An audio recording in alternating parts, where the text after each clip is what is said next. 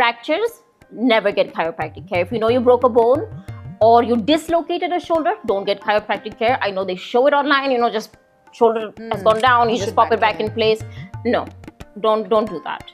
We're not treating dislocations, because that's a little bit more complex, that requires imaging. And don't go for a quick fix. Chiropractic, if you think, is a quick fix, that the way they show that a person is cracked in their back and a bent over person is walking straight, it's never like that. So if anyone tries to tell you or gives you a guarantee that in one session you're going to get to the point where you need to be, it does not work that way. It doesn't.